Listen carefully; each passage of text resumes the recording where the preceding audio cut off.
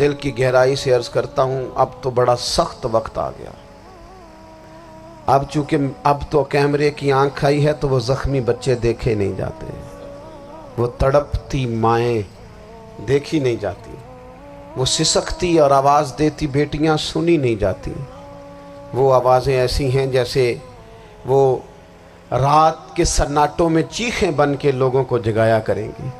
خدا را، کچھ جرم ایسے ہوتے ہیں جن کی سزائیں بڑی سخت ہوتی ہیں، جن کی معافی بڑی مشکل سے ہوتی ہے۔ اپنے اندر جذبہ ایمانی پیدا کریں۔ اور میرے دوستو، بستر پر بھی تو لوگ ماری جایا کرتے ہیں نا۔ اپنی زندگی رسول اللہ صلی اللہ علیہ وسلم کے دین کے نام کرو۔ جذبہ جہاد، شوق شہادت اور عشق رسول، یہ عناصر ہیں جو امت مسلمہ کو پیروں پر کھڑا کریں۔ 2 منٹ کے لیے سوچو، امت اگر اسی طرح کٹتی رہی، پریشان رہی، دکھتی رہی اور باری باری کر کے، اقبال نے کیا کہا تھا؟ اس نے کہا تھا وطنوں میں، انہوں نے کہا تھا کہ ان تازہ خداؤں میں بڑا سب سے وطن ہے، جو پیرہن اس کا ہے وہ مذہب کا کفن ہے۔ عزیز دوستو، جن لوگوں کی منزل ہوتی ہے نا، جو لوگ طے کر لیتے ہیں ہم نے کہیں پہنچنا ہے، تو پھر سفر جب کرتے ہیں نا، ہم طے کرتے ہیں کہ آج مجھے فیصل آباد، لاہور کسی جگہ جانا ہے، تو پھر رستے میں یہ تھوڑی دیکھا جاتا ہے کہ سپیڈ بریکر کتنے آئے، یہ تھوڑی دیکھیں گے کہ راہ کے اندر چنگچی رکشے، گاڑیاں اور باقی چیزیں کتنی آئیں۔ سفر کا تعین کریں اور سفر شروع کرتے رہیں۔ بس میلاد کی محافل میں اور خوبصورت جگہوں میں کوئی تلخی والا بعض اوقات کام ہو بھی جائے تو تلخ ہونا نہیں، لینا مزہ ہی ہے۔ سمجھ میں آئی بات؟ اللہ تعالیٰ آپ کو خوش رکھے، اس کا بھی لطف ہی حاصل کرنا ہے اللہ کے فضل سے۔ دنیا میں پریشان وہ بندہ ہوتا ہے جو ذہنی طور پر، نفسیاتی طور پر الجھ جاتا ہے۔ آپ نے الجھنا نہیں، محبت سے بیٹھنا ہے۔ چند ایک باتیں عرض کرنی ہیں، اس بات میں کوئی شک نہیں، ایکو ذرا کم کر دینی، اس میں کوئی شک نہیں کہ ایمان نام ہے حضور کی محبت کا۔ محبت مصطفیٰ کریم صلی اللہ تعالی علیہ وسلم ایمان کی جان ہے، اور یہ دین اسلام کا بہت بڑا انعام ہے کہ وہ کہتا ہے کہ حضور سے پیار کرو۔ اس لیے کہ جب نبی پاک سے محبت ہو جاتی ہے تو زندگی ویسے ہی آسان ہو جاتی ہے۔ اے عشق تیرے صدقے جلنے سے چھٹے سستے، جو آگ بجھا دے گی اب وہ آگ لگائی ہے۔ کیا ہوتا ہے کہ انسان کے لیے زندگی آسان ہو جاتی ہے۔ میں نے عرض کیا تھا کہ پتہ ہی نہیں چلتا کمانڈر ان چیف کون ہے۔ اللہ آپ کو سلامت، ٹھیک ہو گیا جی، اب آنے دے دوستوں کو، بیٹھ جائیں جی، آپ لوگ آگے نہ ہو، پیارے بیٹے بیٹھ جاؤ جہاں جگہ نہیں، آپ اس طرح بھاگے دوڑے تو نانا، محفل میں آئیں، اس کا ادب کا خیال کریں، آپ تشریف رکھیں، بس بیٹھ جائیں جہاں جگہ مل رہی ہے۔ جو دوڑ کے آ رہے ہیں یہ اطمینان سے آئیں گے تو باوقار لگیں گے۔ اللہ آپ کو سلامت رکھے، برکت دے، ماشاءاللہ، اللہ تعالیٰ آپ کو برکات دے۔ اوہو، یہ اتنا مجمع کنٹرول نہیں ہوتا، کوئی بات نہیں، وہ انجی ہوتا ہے ہر روز تھا۔ نعرہ تکبیر، نعرہ تکبیر، نعرہ رسالت، نعرہ رسالت۔ بس بیٹھ جائیں، اب تشریف رکھ، جلدی سے بیٹھ جائیں جی، آپ جو کھڑے ہیں یہ غلط کر رہے ہیں، 1 سیکنڈ سے پہلے بیٹھ جائیں، فٹافٹ فٹافٹ، فیصلہ کرنے میں اتنی دیر، لو جی ماشاءاللہ ٹھیک ہو گیا۔ اب آپ توجہ، بولے نہیں جی، اب بولنا سوء ادب ہے، بولے نہیں، بڑی مہربانی، اطمینان سے بات سنیں۔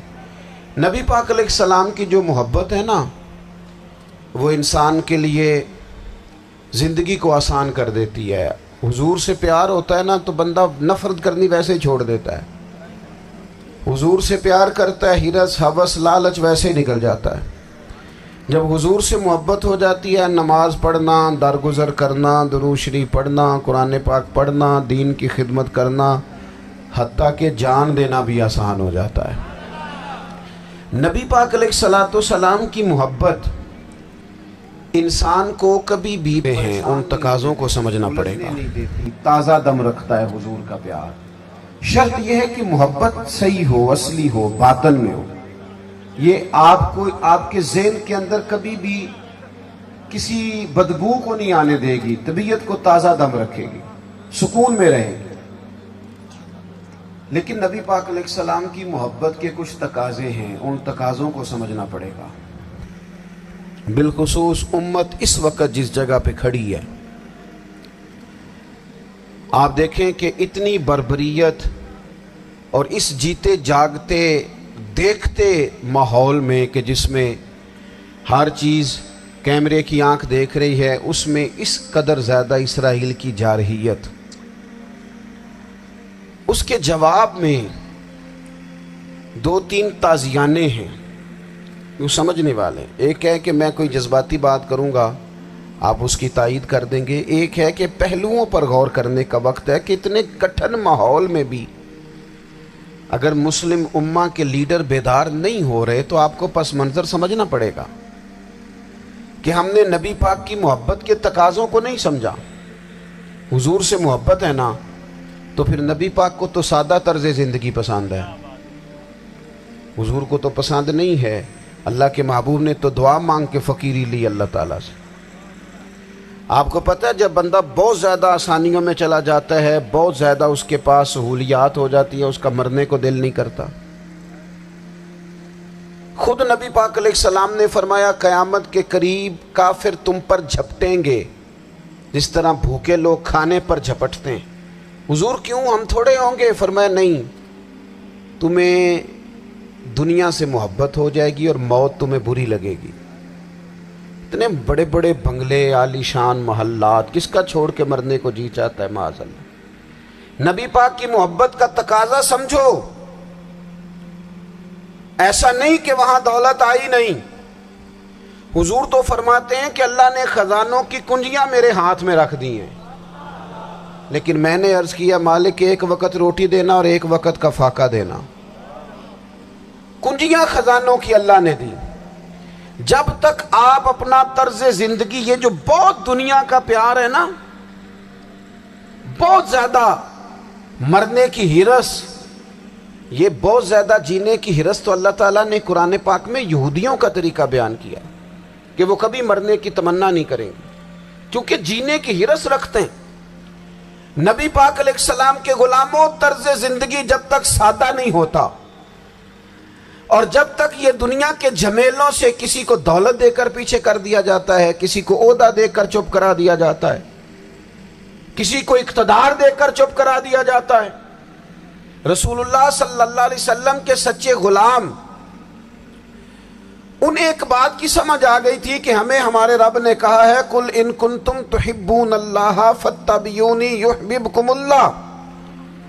اے محبوب آپ ان سے فرما دیں اگر رب سے محبت کرنا چاہتے ہیں تو آپ کی پیروی کریں، اللہ خود ان سے محبت فرمائے گا. جب رب بھی ان کا ہو جائے گا، جب رب بھی ان کا کی محمد سے وفاتوں نے تو ہم، یہ جہاں چیز ہے کیا، یہ لوح و قلم تیرے ہیں، اس کا کیا مطلب ہوا؟ لوح و قلم، قلم لکھتی ہے نا تقدیریں، مقدر فیصلے، تو لوح و قلم تیرے ہیں، اس کا مطلب یہ ہے کہ پھر رب کریم تیرے اوپر فضل کرے گا اور وہ جن فیصلوں کی امت کو دیانت سے چاہت ہے اللہ اپنے فضل سے وہ فیصلے فرمائے گا. جب تک زندگی حضور کی غلامی کی طرف نہیں جاتی وہ اللہ تعالیٰ کی تائید نہیں پاتی. حضرت عبداللہ ابن حذافہ رضی اللہ تعالیٰ عنہ کو رومیوں نے قید کر لیا تھا، اور جب رومی آپ کو قید کر رہے تھے، پکڑ رہے تھے، جنگ میں کچھ موڑ ایسا آ گیا کہ بظاہر مسلمانوں کے قدم پیچھے ہٹ رہے تھے، تو 1000 آدمی نے، 100 آدمی نے مل کے آپ کے گرد گھیرا ڈالا اور بڑی مشکل سے آپ کو گرفتار کیا. جب بادشاہ کے سامنے لے گئے نا تو بادشاہ سے اس کا سپہ سالار کہنے لگا کہ بندہ ضائع کرنے والا نہیں. یہ بات سمجھیں آپ، ہماری طبیعت کے مطابق جو بندہ پورا نہیں اترتا ہم ضائع کر دیتے ہیں. حالانکہ اگر آپ کو مخالف صف میں بندہ کام کا نظر آئے تو آپ غور فرمائیں کہ یہ ہمارے قافلہ محبت میں کیسے شامل ہو سکتا ہے. اس کے لیے جد و جہد کریں تاکہ اس سے کام لیا جا سکے. اس نے کہا روم کے بادشاہ نے, بندہ ضائع کرنے والا نہیں, وزیر نے کہا بادشاہ سے, اس نے کہا کیا کریں, کچھ ایسا کریں کہ یہ معاذ اللہ ہمارے دین میں آ جائے. اور قرآن مجید نے واضح کہہ دیا ہے کہ یہودی اور عیسائی تم سے راضی نہیں ہو سکتے حتی تتبع ملتہم, جب تک کہ تم ان کے دین کی پیروی نہ کرو. ان کو کسی طریقے سے معاذ اللہ عیسائی بنایا جائے. تو بادشاہ کہنے لگا 2-3 چیزیں ہیں جس سے کوئی بندہ بھی خریدا جا سکتا ہے, کر لیتے ہیں بات. اس نے سب سے پہلے حضرت عبداللہ ابن حذافہ سے کہا کہ جتنے پیسے آپ کہیں گے آپ کو ملیں گے, آپ اس دین میں آ جائیں معاذ اللہ.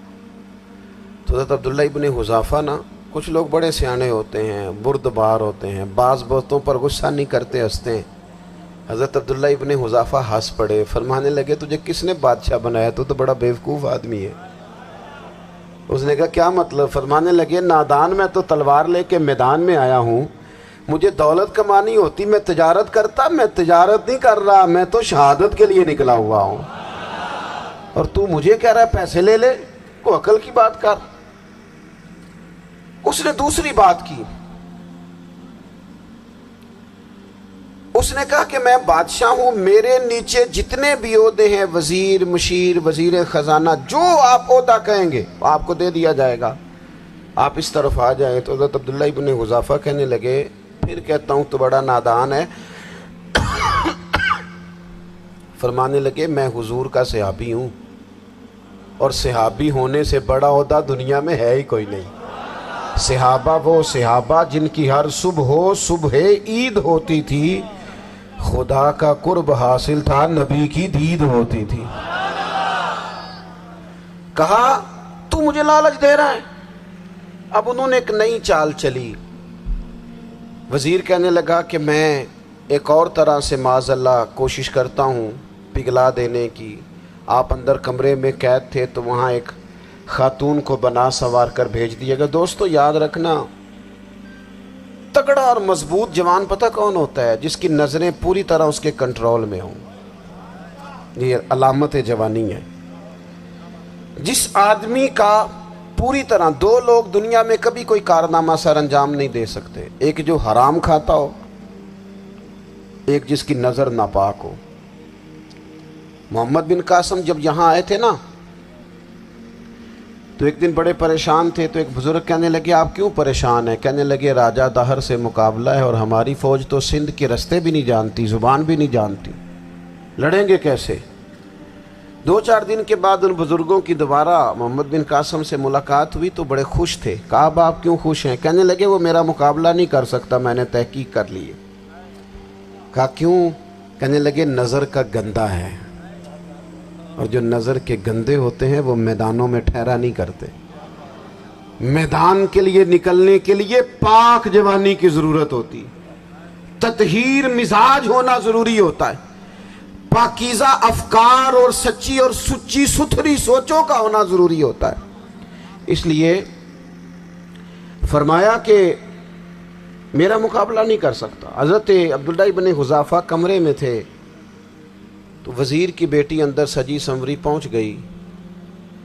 جیسے ہی آپ نے اس کفر کی چال کو دیکھا تو تیمم کر کے نفل شروع کیے. وہ ساری رات بیٹھی رہی, رب کا بندہ ساری رات عبادت کرتا رہا.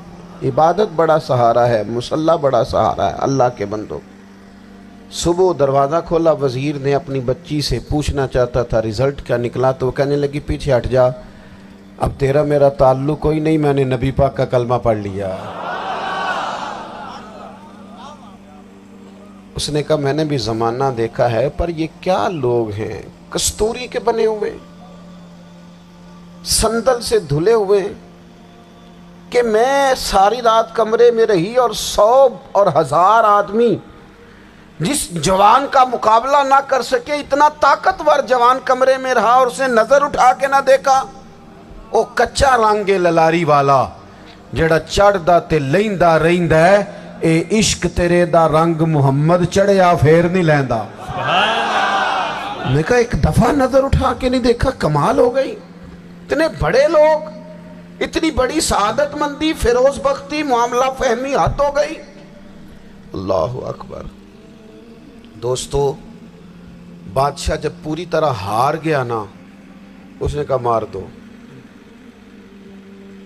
تیل گرم کیا ایک کڑاہی میں، اور جب آپ کو اس میں ڈالنے لگے تو آپ کی آنکھوں میں آنسو آ گئے.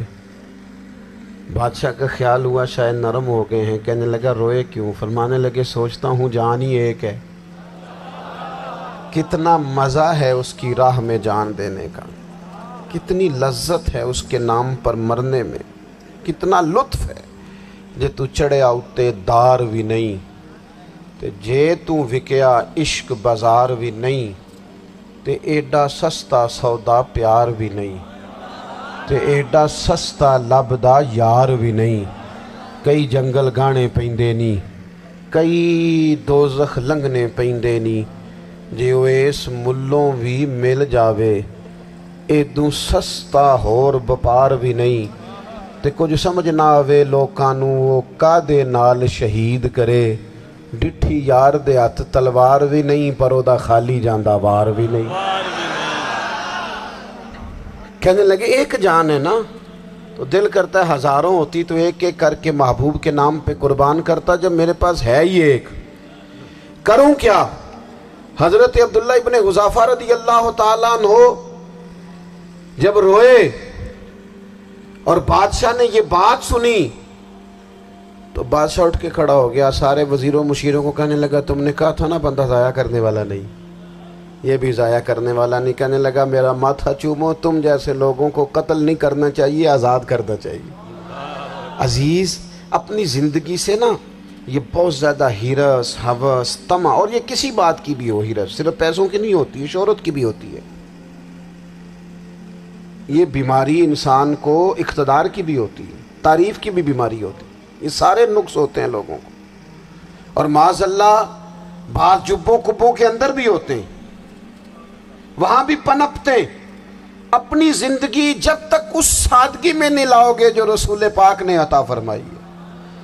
جب لوگ آسانیوں میں پوری طرح الجھ گئے تو پھر وہ دور ہوئے اور کفر چڑھ گیا. دوسری بات، اللہ کے محبوب صلی اللہ تعالی علیہ وسلم کی محبت ہم سے تقاضا کرتی ہے کہ ہم اس مشن کے لیے کام کریں جس مشن کے لیے رسول پاک نے کام فرمایا ہے. ہم سارے کام بڑی مضبوطی سے، سوچ سمجھ کے، تدبر سے، حکمت سے، تقاضوں کو مد نظر رکھتے ہوئے کرتے ہیں. سارے کام. دین کے کام میں ہمارا مزاج نہیں ہوتا.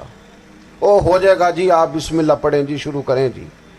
آپ تقاضوں کو سمجھیں، چیزوں کو دبائیں نہیں، چیزوں پر غور کریں. کسی کے ذہن کی سطح پر سوال ابھرتا ہے، اس کا تسلی بخش جواب دیں. اپنی زندگی میں دین کے کام کے لیے اپنے آپ کو وقف کریں. اور دین کے کام کے بہت سارے پہلو ہیں. ہزاروں لوگوں کو قرآن پاک ٹھیک پڑھنا نہیں آتا، ہزارہ لوگ ہیں جو قرآن مجید کے مطالب سے آگاہ نہیں ہیں. دین کی بنیادی ضروریات سے لوگ نابلد ہیں. میں آپ کو کس طرح یہ بات سمجھاؤں کہ ہزاروں کی تعداد میں طلاقیں اس لیے ہوتی ہیں کہ مردوں کو طلاق کے مسئلے نہیں آتے. انہیں پتہ نہیں ہے کہ مجھے حقوق زوجین کے معاملے میں کیسے چلنا. ڈھیر سارے گھروں میں تباہی اس لیے ہے کہ تربیت اولاد کا دینی منہج ہمیں نہیں پتا. اپنا حصہ ملائیں دین کے کام میں. ایک آدمی کو اگر تو نمازی کرنے میں کامیاب ہو گیا، تیری زندگی بدل گئی. وہ دین بیزار لوگ جو ہمارے بیچ بیٹھ کے ہماری نوجوان نسل کو پگڑی اور داڑھی کا نام لے کے بنیادی طور پر دین سے دور کرتے، ایسے نوجوانوں کو دین کا پیغام محبت دے کر دین کے قریب کرنا ہماری ڈیوٹیوں کا حصہ ہے. ہمیں ذمہ داری کا احساس کرنا پڑے گا، ہمیں یہ خاص قدم اٹھانا پڑے گا، توجہ دینی پڑے گی. مساجد، مدارس، میں آپ سے عرض کروں، اتنی ڈٹ کے مخالفت ہوتی ہے نا مدرسوں کی، اتنی ڈٹ کے. میں ادارہ چلاتا ہوں، اس کے چلانے میں جو مشکلات ہیں وہ تو ہم بتا نہیں سکتے آپ کو، اس لیے کہ میری قوم، میرا اس قوم سے تعلق ہے جو نعت خواں امیر کرنا چاہتی ہے، مدرسے نہیں. ہاں، نقیب خطیب پیدا کرنا چاہتی ہے، شعر و شاعری کی زندگی کو پروان چڑھانا چاہتی ہے. فقط ہمارا ان لوگوں سے تعلق ہے جو لاکھوں کروڑوں روپیہ محافل پہ لگائیں گے، اور قاری صاحب بیچارے اگر مسجد کا کوئی ہونے والا کام کسی وقت بتا دیں گے تو وہ بڑی مشکل آ جائے گی ان کے لیے. یہ کیسے ہو سکتا ہے، آپ نے یہ ڈیوٹی بتا دی. مدارس اور جتنا اہم رول دین کو پھیلانے میں مدارس اسلامیہ کا ہے، اتنی زبردست. لوگوں کا خیال ہوتا ہے میری طرح کے لوگ شاید کام کرتے ہیں، ڈیوٹی کرتے ہیں. یہ 10-15 لوگ آپ کو نظر آتے ہیں جو آپ کو کہیں میڈیا پر یا ادھر ادھر ڈیوٹی کرتے، مخلص لوگ اپنی جگہ پہ، وہ بھی بڑا ہی کام کر رہے ہیں. جو میڈیا پہ آ کے بھی اخلاص سے اور درد دل سے کو دین کی، ان کی بھی کسی بات کی حوصلہ شکنی نہیں. لیکن ہزارہا اساتذہ جو مدارس میں بیٹھ کے پڑھاتے ہیں، جنہوں نے وہ سارے لوگ تیار، آپ سمجھ نہیں سکتے کتنا بڑا کام. حفظ کا استاد جو ہوتا ہے نا، اس کی ڈیوٹی 24 گھنٹے ہوتی ہے فجر سے پہلے، اور اس نے بچوں کو اٹھانا ہے. تنخواہ تو ہم انہیں دینا نہیں نہ چاہتے جی، تنخواہ نہیں دئی دی انہوں نے. ہمیں مولوی امیر نہ ہو جانا. مولوی نو تے سوٹ بھی 27ویں والی رات دے ہے تاکہ کدھر سوان کے عید والے دن پا نہ لوے، کیونکہ 27ویں تو بعد تے درزی پھڑتا ہی کوئی نہیں. کیوں حضرت ایسے ہی ہے نا، اس وقت تو نہیں نہ لیتا. تو ہم چاہتے ہیں مولوی ہماری مرضی کے ہماری طرح کا سوٹ نہ پہن لے. مدارس کی مضبوطی آپ یہ دیکھ لیں، یہ صلاح الدین ایوبی کا تعلق بھلا کس چیز سے تھا؟ غوث اعظم کے مدرسے سے. حضور غوث اعظم کے مریدوں کی جماعت اس کے ساتھ شامل تھی. کون لوگ تھے جنہوں نے مدارس سے فیض پایا؟ رازی اور غزالی، حضور غوث اعظم، خواجہ اجمیر، یہ سب لوگ مدارس کے لوگ ہیں. کمزوریاں ہیں، غلطیاں ہیں، بہت ساری چیزوں کی اصلاح کی ضرورت ہے، لیکن یہ دین کا بہت بڑا قلعہ ہوتا ہے مدرسہ. لیکن اس کی مخالفت کی جاتی ہے. مجھے بتائیے، اگر مدرسوں میں کمزوریاں ہیں تو کالجوں یونیورسٹیوں میں نہیں ہیں؟ ہم نے کبھی مخالفت کی ہے بند کر دو سارے؟ لیکن لوگوں کا جب خیال آتا ہے، جب ہمارے ایک سابقہ وزیر صاحب تھے سر راہ، کسی دعوت میں میری ان سے ملاقات ہو گئی تو انہوں نے کہا مدرسوں کا کردار کیا ہے آج کے ماحول میں. میں نے انہیں کہا کہ مختلف کورسز آپ کراتے ہیں نا، تو اس کے لیے پھر مختلف ویکینسیز ہوتی ہیں. جہاں بچوں کو مدرسے کا کورس کرایا جاتا ہے تو استاد بننا ہوتا ہے، اس نے خطیب بننا ہوتا ہے، مسجد کی ڈیوٹی کرنی ہوتی ہے. میں نے کہا آپ بالکل کوئی حکومت سرپرستی نہیں کرتی، لیکن اللہ کا فضل ہے. کبھی آپ نے کوئی مسجد سنی ہے جس میں جمعے والے دن مولوی نہ ملا ہو جمعہ پڑھانے کے لیے؟ کبھی آپ کو رمضان میں ایسی مسجد ملی ہے جس میں قرآن مجید سنانے کے لیے حافظ نہ ملا ہو؟ یہ ہو سکتا ہے کسی حافظ کو مسجد نہ ملے. تو مدارس کے ذمے جو کام تھا مدارس نے جم کے کیا ہے اور ڈٹ کے کیا اللہ کے فضل سے. اور مدارس کے لوگوں کو بھی کمزور نہیں پڑنا چاہیے، کبھی کسی وزیر مشیر مالدار کے روب میں نہیں آنا چاہیے، قطعاً نہیں. کیوں؟ کہ یہ وہ عظیم لوگ ہیں رسول اللہ صلی اللہ علیہ وسلم کے دین کے غلام، کہ ابھی ایک لفظ نہیں پڑا ہوتا الف با تا سا، پہلے دن گھر سے نکلتے ہیں تو حضور فرماتے ہیں اللہ کے فرشتے ان کے پیروں کے نیچے پر بچھا بھی دیتے ہیں. پہلے دن اتنا بڑا اعزاز ملتا ہے. تو حضور کی محبت کا تقاضا ہے دین کا کوئی کام کیا جائے. ایک خاتون مسجد نبوی شریف میں جھاڑو دیتی تھی، پر کوئی کام تو کرتی تھی نا. اور کس مسجد میں؟ جہاں 70,000 فرشتے صبح آتے ہیں 70 شام آتے ہیں. اس مسجد میں وہ خاتون جھاڑو دیتی تھی. بخاری ہے، جب ان کا انتقال ہو گیا صحابہ نے سوچا کہ حضور کو تکلیف ہوگی، بغیر بتائے جنازہ پڑھ دیا. حضور صبح تشریف لائے، تازی قبر دیکھی، اور محبوب وہ ہیں جو فرش پہ کھڑے ہو کے عرش کی خبریں دیتے ہیں. نبی پاک علیہ الصلوۃ والسلام نے فرمایا کہ مجھے اطلاع کیوں نہیں دی اس کے انتقال کی؟ یہ کرم دیکھو، کوئی ڈیوٹی تو کرتی تھی نا یار، پر خلوص سے، پر پیار سے، پر اللہ کو راضی کرنے کے لیے، پر درد دل سے. اور دین کی ڈیوٹیاں کرنے والے دوستو سنو، حضور صبح آئے، قبر کو دیکھ کر فرمایا مجھے کیوں نہیں بتایا؟ یا رسول اللہ آپ کو تکلیف دینا مناسب نہ جانا؟ تو قبر پہ کھڑے ہو کے حضور نے فرمایا صف بناؤ میں دوبارہ جنازہ پڑھاؤں گا. صف بناؤ میں دوبارہ جنازہ پڑھاؤں گا. کوئی ڈیوٹی تو. تیسرا تقاضا حضور کی محبت کا، سمجھو میں بس بڑی جلدی بات سمیٹنے لگا ہوں. حضور کی امت سے پیار کرو، یہ نبی پاک کی محبت کا تقاضا ہے. हुजूर उस बंदे से बड़े राज़ी होते हैं जो हुजूर की उम्मत से प्यार करता है। आपको पता है हज़रत जिब्रील अमीन अलैहिस्सलाम ने मेराज की रात हुजूर अलैहिस्सलाम से अर्ज़ की थी कि अल्लाह की बारगाह में अर्ज़ कीजिएगा मेरी भी ड्यूटी लग जाए आपकी उम्मत के साथ मोहब्बत करने पर। तो ये क्यों कहा था उन्होंने? उलमा ने लिखा इसलिए कहा था कि हज़रत जिब्रील भी जानते हैं कि हुजूर की उम्मत से मोहब्बत की बात की जाए ना तो नबी पाक राज़ी होते हैं। उम्मत से प्यार करोगे ना, उम्मत से। एक सिर्फ बात का ख्याल रखना, अकीदा बुरा हो तो बात दूसरी है, वरना मेरे महबूब की उम्मत का एक एक शख्स जो मदीने वाले का कलमा पढ़ता है, जो हुजूर का गुलाम है, उसके बारे में अपने दिल में गुंजाइश रखना, प्यार रखना, वारफ्तगी रखना। ओ दोस्तों, यहाँ लोग किस किस तरह ग्रोहों को, जमातों को सपोर्ट करते हैं। नबी पाक ने इस उम्मत की कसरत पर फख्र बयान किया और हुजूर फरमाने लगे 120 सफ़े जन्नतियों की होंगी, क़यामत में 80 सफ़े सिर्फ मेरी उम्मत की होंगी। मैं कसरत उम्मत पर फख्र करूँगा। इन लोगों से प्यार करना है, इनके दुख दर्द को समझना है। पता है आज क्या होता है? आज हमें ना मुख्तलिफ छोटे छोटे मुल्कों में बांट दिया गया, तो हम किसी दूसरे मुसलमान भाई का दर्द नहीं महसूस करते। हम घरों में नहीं महसूस करते। पड़ोसी पर जुल्म हो रहा हो तो हम कहने पुत्र साडा नहीं मसला, यहूदा मसला है, तेनू की लगे। हालांकि पड़ोसी की आग इसलिए भी किसी वक्त बुझा देनी चाहिए कि पड़ोसी की ना बुझाई जाए तो अपना घर भी ज़ाद में आ जाता। आज उम्मत मुस्लिमा से हमें बस लगा दिया गया अपने हिस्से की रोटी कमाओ, अपने हिस्से की कोठी बनाओ, अपने हिस्से की गाड़ी खरीदो, अपने हिस्से का। उम्मत का दर्द, उम्मत की बात, वहदत उम्मत का तसव्वुर, उम्मत का दोबारा से वो शान अरसला रसूलहू बिल हुदा व दीनिल हक़ लियुज़हिरहू अला दीन कुल्ले, वो तसव्वुर कब होगा? उस वक्त होगा जब हम बात उम्मत की करेंगे। नबी पाक अलैहिस्सलाम ने फरमाया मुसलमान की मिसाल एक जिस्म की तरह है।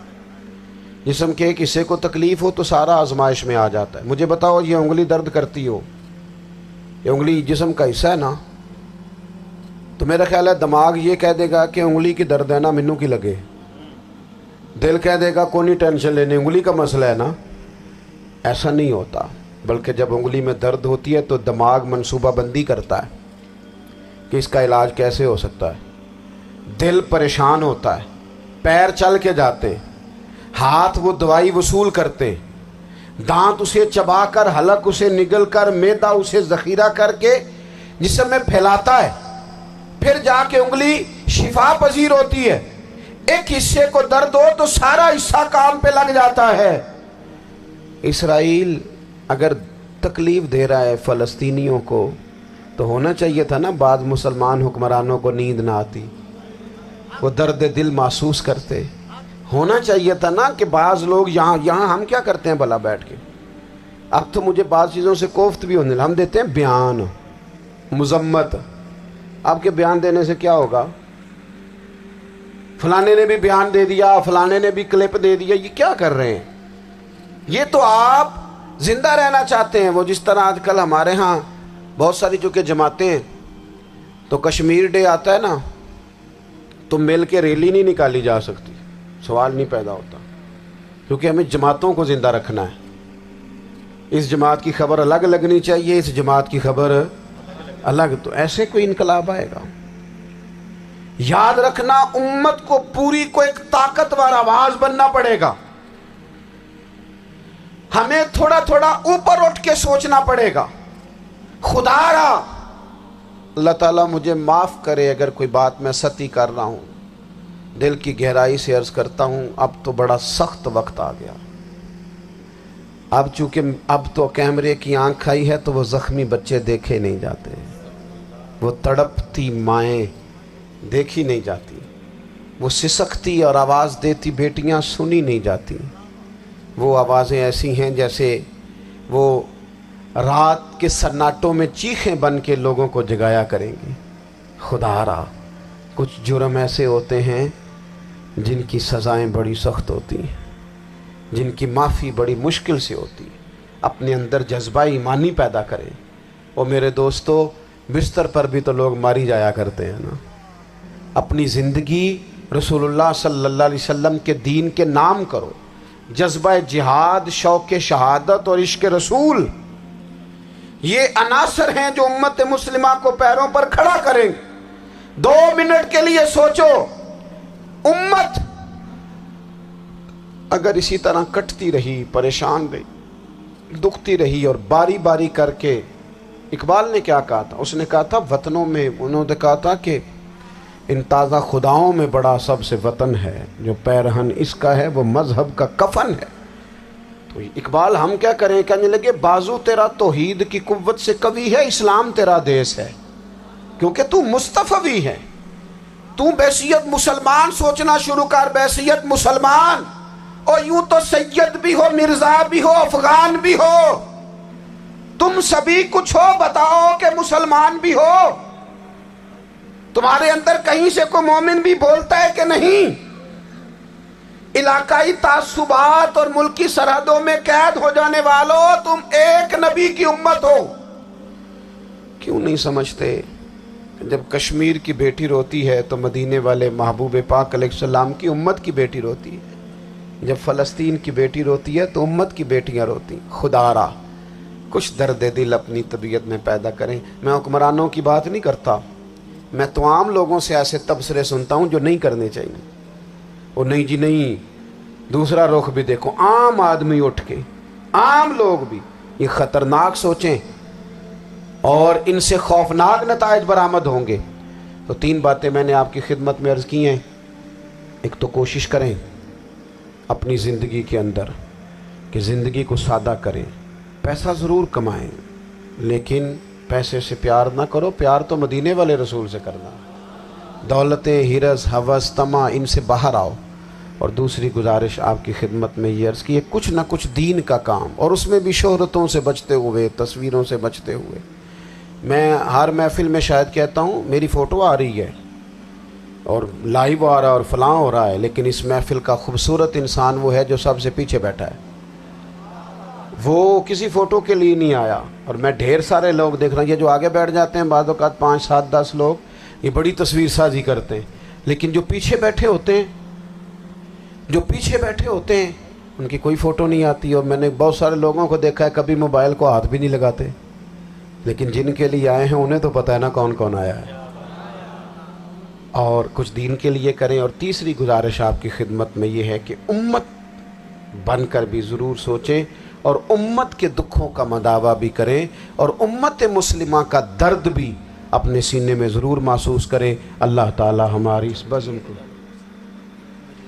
یہ ایک بات اور سن لیں جی، نبی پاک علیہ الصلوۃ والسلام نے ارشاد فرمایا، لائیں جی، حضور سید عالم علیہ الصلوۃ والسلام نے ارشاد فرمایا کہ جب تک بندہ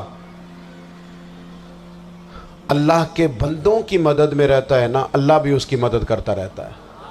یعنی اگر آپ امت کے لیے سوچتے ہیں، کوئی امت کے لیے فکر پیدا کرتے ہیں، کچھ امت کی سوچیں لاتے ہیں، تو اللہ بھی مدد فرمائے گا۔ اور یہ بات اچھی طرح یاد رکھیں، جب بھی بندہ کوئی ایسا کام کرتا ہے نا جو خالص اللہ کی رضا کے لیے ہو، تو رب کی مدد ضرور آتی ہے۔ وَلَقَدْ نَصَرَكُمُ اللَّهُ بِبَدْرٍ وَأَنْتُمْ أَذِلَّةٌ۔